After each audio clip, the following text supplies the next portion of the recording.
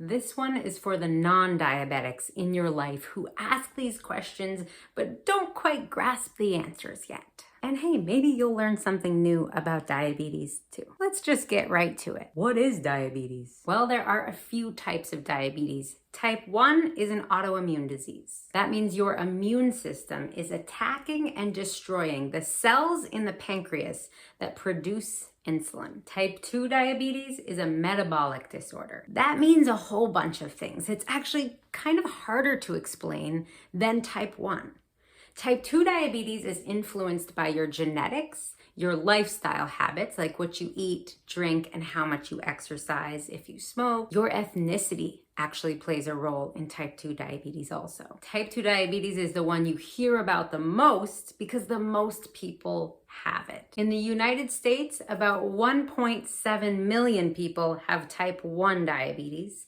Over 30 million have type 2 diabetes. And an estimated 100 million have pre-diabetes and don't know it. Okay, so what's pre-diabetes? Pre-diabetes is the earlier stage before your blood sugar levels rise high enough to qualify for a type 2 diabetes diagnosis. But a good number of people with pre-diabetes might actually have type 1.5 diabetes. And no, type 1.5 is not a combination of type 1 and type 2. It's not. Type 1.5 diabetes, also known as latent autoimmune diabetes in adults, is a form of type 1 diabetes, but it develops really slowly. In fact, it develops so slowly that some people are misdiagnosed as type 2 for years or even a decade. Learn more about LADA, type 1.5 diabetes, in this video up above. And lastly, you have gestational diabetes, which is the diabetes that develops during pregnancy. But for some people, that can be the start of type 2 diabetes or even the start of type 1 diabetes. That's why it's really important to keep checking your blood sugars after your pregnancy if you did have gestational diabetes. Doctors might dismiss it as saying, oh, your gestational just turned into type 2. Make sure that you are checking your blood sugars because a woman in Europe has actually died from type 1 diabetes that went undiagnosed because the doctors just said, no, your gestational diabetes is probably gone. You're just tired because you just had a baby.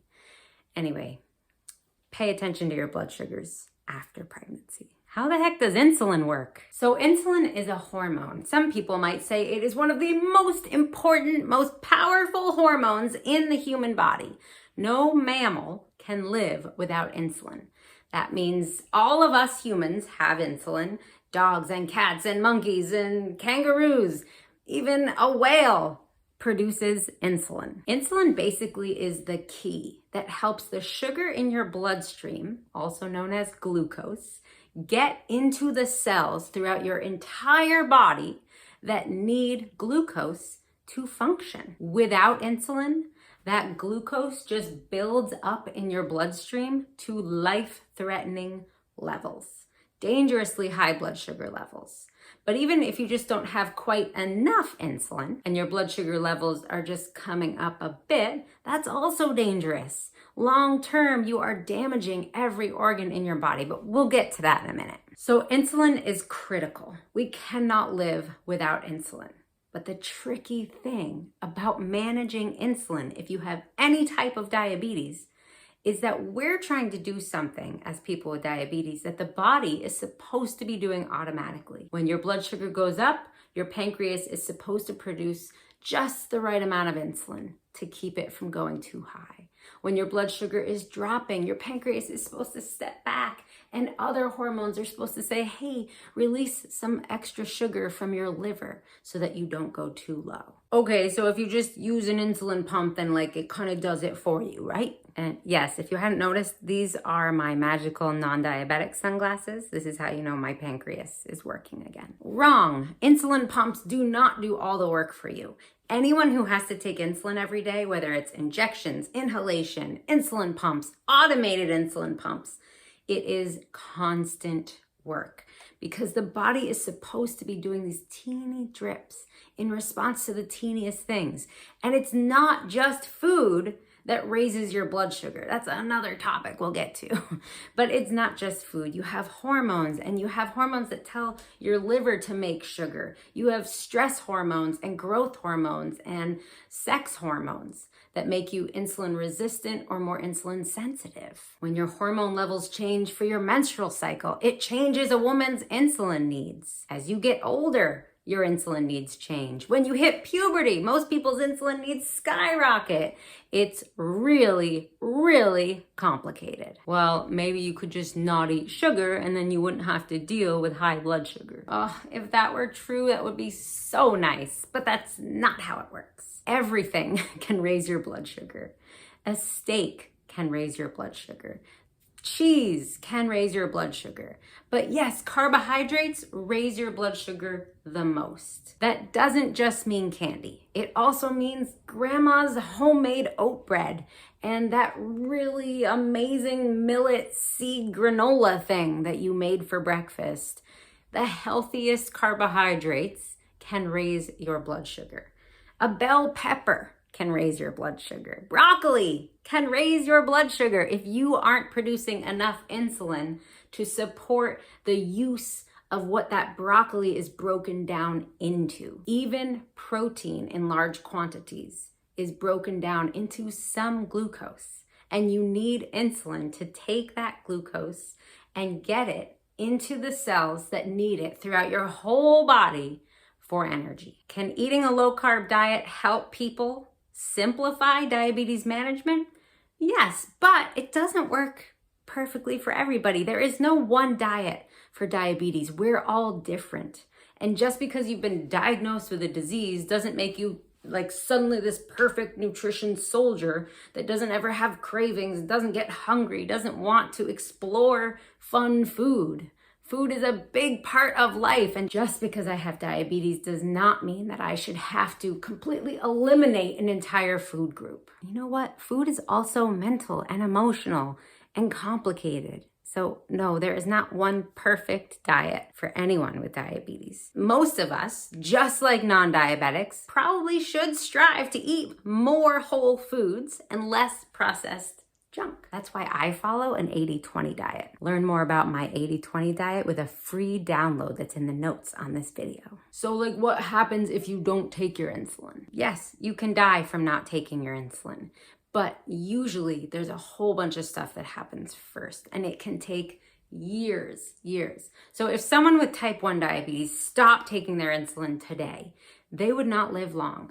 Maybe a week, maybe a few days. It depends on the person, how much insulin their body still naturally produces and what they're doing during the days when they aren't taking their insulin. Long term, if you're not taking enough insulin and your blood sugars are consistently high, like over 200 all the time, that excess sugar is building up around every blood vessel and nerve ending and cell throughout the body.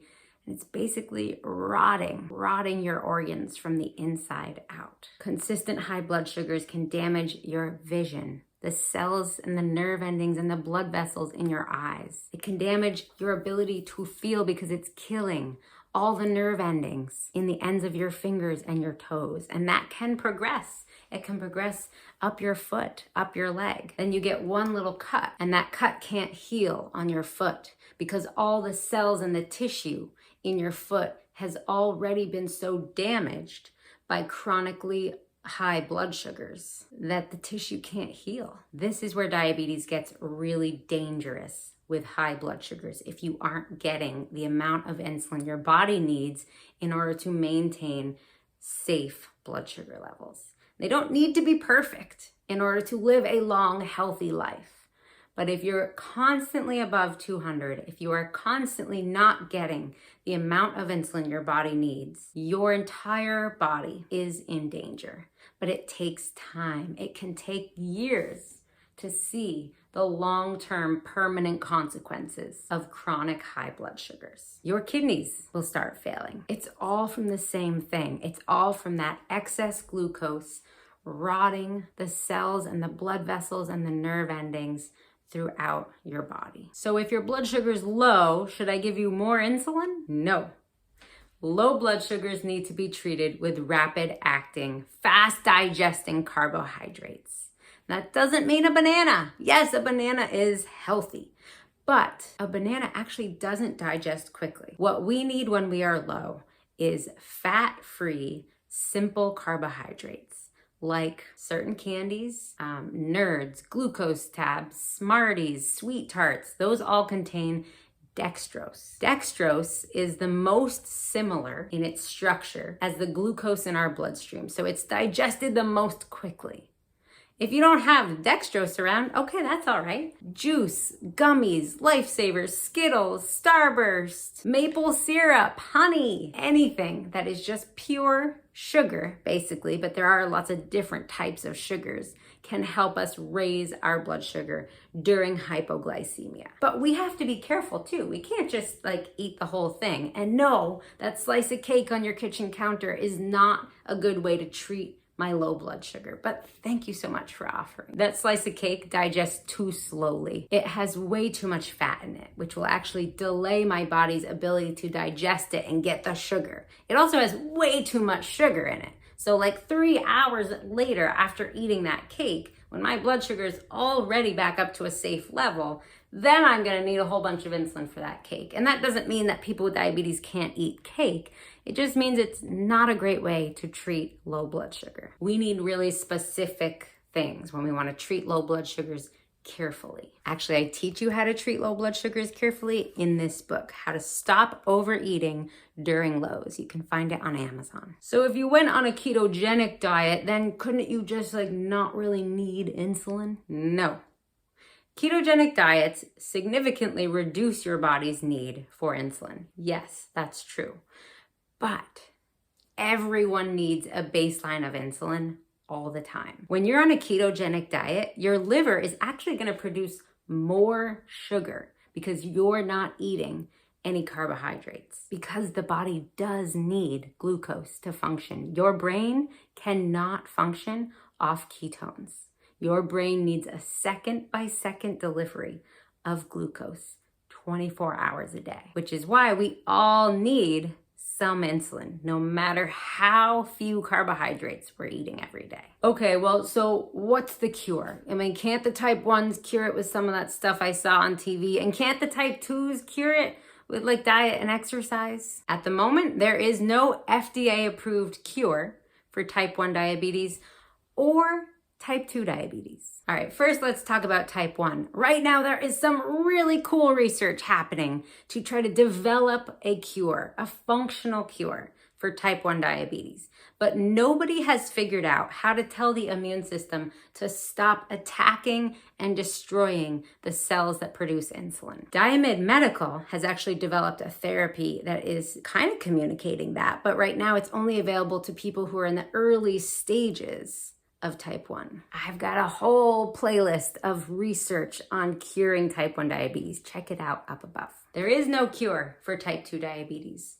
For some people, changes in diet, exercise, and lifestyle habits can put type 2 diabetes into remission. Remission means it's not cured. It's still potentially there if your lifestyle habits and your diet and your weight go back to where you were when you were diagnosed. But not everyone can simply put type 2 diabetes into remission. Type 2 diabetes is a gradually progressive disease. So many people with type 2 produce less and less insulin over time. Medications like Ozempic and Wegovy and Mounjaro, those medications actually protect a person's ability to produce insulin, according to some recent research. That means that we shouldn't criticize people for going on GLP-1 medications like Ozempic, because they're actually helping their body deal with diabetes by going on that medication. It's not cheating, it's support. Okay, I get it. So you gotta take your insulin and then you're good. Not quite. It's like this constant juggling act because your insulin needs change every hour of the day. And when you eat a meal, you take insulin, but the way that meal digests changes how much and when you need insulin. If it's like a slow digesting meal, I need some insulin here and some insulin here. Or if I'm about to walk my dog after eating the meal, then it's like, well, I need insulin with the meal. I don't want to go high. But then as soon as I start walking my dog, I could go low. So I got to adjust the insulin dose. And then we're like, oh, maybe this is the week my period starts and I'm going to have a presentation at work. And the excitement of that during the presentation might drive my blood sugar up. And it gets crazy. It's crazy complicated. That's why any form of this disease is so stressful. We appreciate your questions. We appreciate your support. Just, give us a high five next time you're wondering what that blood sugar level means. Don't judge it. We're already under so much stress. Just give us a high five. Thanks for watching. Thanks for your support. Actually, if you want to check your own blood sugar and see how your body's handling the food you choose to eat, check out PIP. PIP Diabetes offers a really simple glucometer and really pain-free lancets. These lancets are so easy to use. You just twist off the top, go to your finger, pop. Boop. You could get your own blood sugar data. Pop my little test strip in, get a nice big old drop of blood.